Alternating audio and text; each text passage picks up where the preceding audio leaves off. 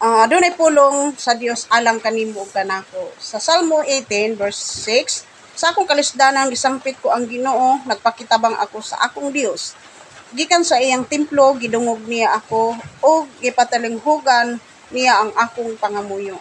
So matag usa kanato aduna kita mga nagkadaiya, naglahi-lahi tag mga kalisdanan nga atong nasinati karon adunay physical, adunay financial, adunay mentally apan ang tanan kung musampit kita sa Ginoo, magpakitabang kita sa Dios, adunay kitay kasiguruhan dunggon gyud niya ug tubagon ang imong mga pag-ampo.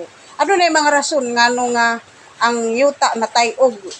Sa verse 7 nagingon, unya nauyog ang yuta, ang mga patukuranan sa kabukiran nangatay og usab kay nasuko man ang Dios. So nasuko ang Dios nganong nagkaroon og linog tungod kay ang Dios adunay kasuko.